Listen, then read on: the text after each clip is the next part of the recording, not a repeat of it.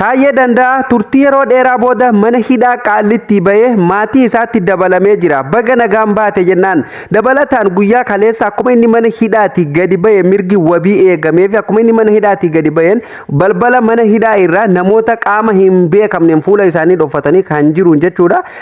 Butamee ture jechuudha. Taayyeen hayyoonni illee yeroo hedduu irraa dubbataa turan jechuudha kaleessaa fi har'a gidduutti jechuudha. Garuu har'a bahee nagaan maatii isaa bira gahuu ijoollee isaatti nagaan dabalamu haati manaa isaalleen BBC irratti dubbattee jirti jechuudha. Akkuma beekamu yeroo baay'ee jechuudha Itoophiyaa keessatti wanni baratame namoota hin beekamneen akkasumallee qaama hin beekamneen namoonni butamee rashanamuu jechuun aadaa ta'ee jira jechuudha. Kanuma wal qabatee jechuudha obbo Jawar Mahammadilleen guyyaa kaleessaa jechuudha baay'ee obbo Tayyee Denda'aatiif sagalee taa ture jechuudha. Baatee waa'ee dhimma baatee urgeessaatti wal qabatee jechuudha. Dhimma Tayyeetiif dhimma san wal qabsiise gama FB isaatiin fuula FB isarratti maxxansee ture jechuudha. Obbo Jawar Mahammadi galatoome jechuun barbaannaa suma wal qabateeti. Hayyuutu seenaa hayyuu beeka akkasumallee gootatu seenaa gootaa beeka. Kanaaf Tayyee baga nagaan baate jennaani Tayyeen dhugaa dubbatuuf jechuudha. Nama jaba nama siyaasaanis bilchaataa fi akkasumallee nama waa hubataadha. Abbaa suuta jedhee deemee ilaaleef jechuudha. Maaliif jennaani namni kuni akka Itoophiyaa kana keessatti Itoophiyaa biyyuma teenya tana keessatti namni mootummaa keessa taa'ee mootummaa qeequu bira darbee jechuudha. Bar mootummaa qeequun namuyyuu numa qeeqaa siyaasa keessatti mootummaa bira darbee muummichi ministera ka biyya bulchuu dhiiga ummataatiin taphatuun hin ta'u harki kee dhiiga jee namni akkana mootummaa kee kun jira gootummaarraa tokko jechuudha. Kuni jabaa keessan jabeeffadha. Namni jabaa ofii hanga jiru jabeeffata. Amma maal jedhaa turana hanga kana duraa jechuudha. Qabsoon itti fufa qabsaanni kufa qabsoon itti fufa wanni sun hafuu qaba jechuudha. Wanni sun dhugumatti hafuu qaba. Maaliif jennaani namni qabsaayan hin kufa dhugaadha. Qabsoon itti fufa qabsoon hin dhaabbatu. Kana jechuun bar namni du'aaf uflaatu qofa osoo hin taane hanga jiru waa hojjetu hanga jiru du'a qofaaf uflaatu maal eega duute saba keetii maal goota wanni ati gootu hin jirtu harkasii akka namni harkasii dha'u fi siidaa dhaabee siidaa sanirraa namni sii lallabu yoo ta'e malee eega duute maal namaa goota umaa namaan gootu saba keetii umaan booftu hanga jirtu waa hojjetta hanga jirtu seenaa hojjetta hanga jirtu waan gaarii hojjetta hanga jirtu humna qabduun saba kee bira dhaabbatta jechuudha. Obbo Tayyee Denda'aa duraan badii dalagee eeyyee badii dalagee sabarratti taphataa ture sabaan qoosaa ture hayyoo Oromootiin qoosaa ture wanni inni hin je'in hin jirtu yeroo baay'ee jechuudha saba Oromoo kanaan taphataa tura girrisaa nuu baasa yoo fedhellee warra cukkoo nyaatu jee hayyoota keenyalleetti qoosaa ture jechuudha. Garuu hayyootuma kalee inni itti qoosaa ture santu har'a deebi'ee sagalee taafii ture jechuudha. Gaafa maatiin obbo Tayyee Denda'aa mana keessaa gadi baatullee obbo Jawar Mahammad adda durummaan namni dura bahee dubbate isaanuma jechuudha. Obbo Baqqalaa Garbaafaa jechuudha miidiyaa irratti illee gadi bahee gaarummaa Tayyee Denda'aa kan dubbataa ture obbo Baqqalaa Garbaati. Nama kalee adda durummaan mana hidhaatti Tayyeen irratti qoosaa ture jechuudha.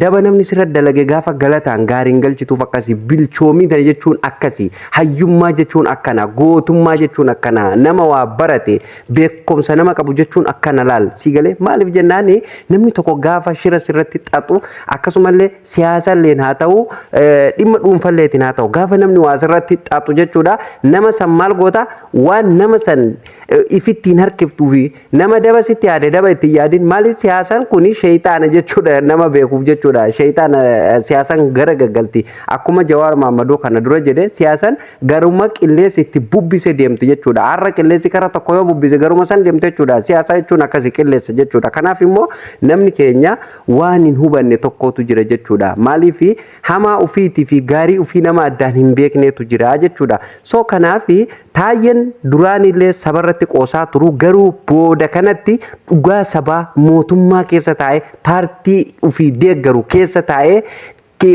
kiyyoo diinaa gidduu taa'eeti jechuudha. Kan dhugaa sabaa waan har'a salaaletti bara kunoo ji'a lamaa fi ji'a takka dura salaaletti geggeeffamaa jiru Wallaggatti taa'aa jiru kana hundaa'u nama dursee barreesse jechuudha. Tayyee Denda'aa jechuun hayyoota Oromoo kan miidiyaa kanarraa nutti iyyuu fi akkasumallee saba kanaan deemna jedhee tokko ta'uu dadhabee iyyuu kana caala dhugaa rabbi'anii Tayyee Denda'aatu bakka naa bu'a. Maaliif jeta ana gaafadhaagaa Tayyeeni nama barate nama siyaasaas barate asii galee nama dhugumatti waa'ee lamni saba ofii kanas sirritti jechuudha. Har'aa miti bara jechuun gaafa wayyaan illee yoo xiqqaate gara yeroo 3 moo yeroo 4 kan hidhamee bahe jechuudha. Namni yuunivarsiitii keessatti hidhamurraa kan ka'e waggaa 16 yuunivarsiitii keessa ture jira.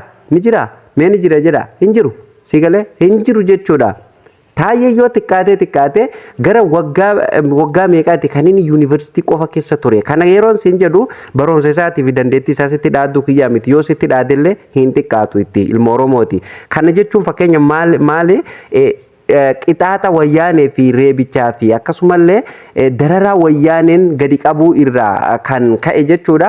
Sirna mootummaa darbee keessatti jechuudha. Obbo Tayyee Denda'aa namni hanga isaatii fi Baqqalaa Garbaa mana hidhatti cinqamee fi mana hidhatti deddeebi'e saba kanaaf jedhameeti jechuudha. Osoo saba kanaaf ta'uu baate yuunivarsiitii isaa waggaa meeqatti xumuree keessaa baha jechuudha. Yuunivarsiitii keessaa qabamee hidhamaa barumsa isaatii osoo hin dhiisin kutannoo isaatiin barumsa isaa fixe har'a Itoophiyaa keessatti Deta ministera Nagenyaa Itoophiyaa Tahee muudamee waggaa meeqa itti dalagaa ture jechuudha. Garuu gaafa sabni isaa akkasiin miidhamu gaafa sabni isaa immoo dhugumatti miidhame jedhee yaadu gadi ba'ee adda durummaan mootummaa san keessa namni mootummaa akkasitti keeke jira.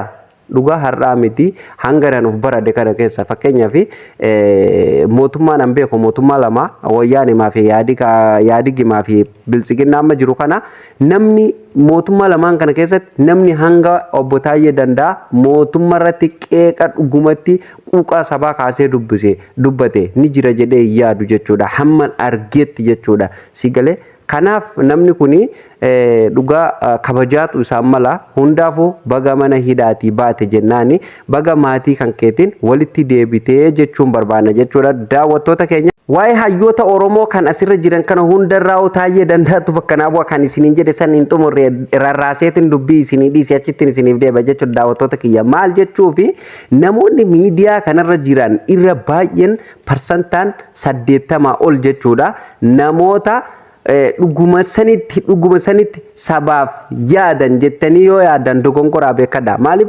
nama warroota beekumsaan malee beekamtii argate irra guddaan nama jechuudha. Garuu Tayyeen nama akkasiiti miti. Mee barreeffama inni barreessuu fi akkaataa inni qubee afaan Oromoo kana dogongora malee itti barreessuu fi dhugaa yoo dubbanne obbo Jawar hanga obbo Tayyee Denda'aa hayyuun keenyaame innilleen Oromoodhaame hanga Tayyee Denda'aa qubee afaan Oromoo sirreessee guutee barreessu obbo Jawar hin barreessu yoon jedhe ni amantanii? Hin amantan jechuudha. Hin amantan. Amma haasaa kanarratti kan aaru kan dallanuu hin dhabamu jechuudha. Maaliif Jawar nama hunda jaallata. Jawar isin qofaa miti baay'ee anis na jaalladha. Nin jaalladha. Jawar nin jaalladha. Nan kabaja. Nan deeggar. Hayyuu kiyya hayyuu keenya hayyuu sabaati jechuudha.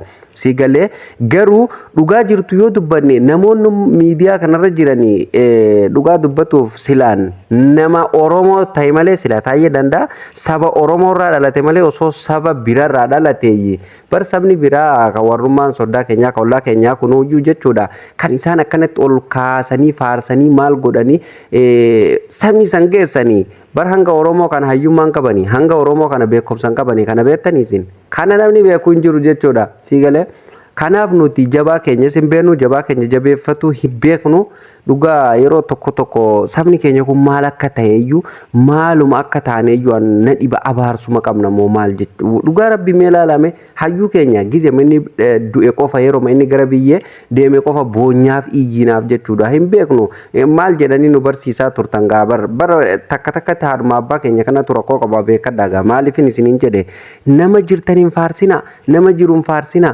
nama jiruun dhaadina nama jiru maalin godhinaa jedhan. Obboleesso waan manguddoon duraan jedhu san dhiisiifirraa nama hayyuu kan kee nama yeroon jedhu hayyuu kee goota kan kee faarfadhu jabeeffadhu. Guyyaa tokko addunyaa kanarratti namni inuma dogongora inni dogongoruuf immoo namni jiru inni dogongora kanaaf faarsuun hin ta'u yookaan nama saniif sirbuuf hin ta'u gootaaf hayyuun kee hayyuma kan keeti. Kanaaf hanga jiru jabeeffattaa hanga jiru faarfattaa jechuudha. Yoomuma saba keenya kanarraa bariitiin jaabaran hundumaafuu daawwattootaaf kabajamtoota Oroomaan obbo Tayyee Denda'aa baga mana hidhaatii nagaan baatee ammallee Tayyee ni bahe malee waan inni ittiin bahe hin beeknu borummootu waan isa eeggataa hin beeknu akkamitti akka bahe ammallee mirga wabiitu eegameef malee qulqulluudha yookaan waan hundarraa bilisa jedhamee eebbifamee dhiifamaan gatiin dhiifamne jechuudha. Mirga wabiitu eegameef jechuudha. Waan isaa fakkeenyaaf mormi isaa hundaa'u ala taa'ee mormatuu danda'a akkasumallee bakka jechuun guyyaa qaxaroo isaa achitti deebi'ee waan barbaadu yoo barbaade abukaatoo godhate jechuun alaa mormatuu danda'a waan jedhamuun jechuudha gadhiifamee jira hundumaanuu. Kun gammachuu guddaadha galatoome jennaan mootummaan jechuudha. Gaaf mootummaa darbe keessatti hayyuu Oromoo hidhaniitu gadi hin dhiisanii goota Oromoo hidhaniitu gadi hin dhiisanii kunuu galata guddaa kunuu galata qabaa jechuudha mootummaan kanumaayyuu galatoome jennaanii baga ilmaan kan keetitti haadha manaa keetii fi ilmaan keetii maatii kee hundaa wal agarte jechuun barbaanna obbo Tayyee Denda'aati. Jabaadhu ammallee saba keetiif qabsaa'uu fi saba keetiif dubbatuuf dhugaa saba keetii ifa baaftee dubbatu irratti akka of duuban deebine abdii qabna. Egaan daawwattootaaf kabajamtoota qophiin irraa kana fakkaata jechuudha. Yoo isinitti tole laayik godhaa viidiyoo kanaan wal fakkaatu viidiyoo barnootaan wal qabatu argatuuf chaanaala Oroomaan sabiskiraayib godhuu hin dagatina. Guyyaa guyyaan viidiyooleen akka ofii isaatiin isin dhaqqabu mallattoo notifikashinii irra kaa'uu hin dagatina. Yaadaa fi gaafii qabdan komentii jalatti barreessuu hin dagatina. Viidiyoo sheer waliif godhaa. Qophiin irraa asumarratti kan goolabamu ta'a. Qophii itti aanu nama walitti deebinutti nagaa ta'a.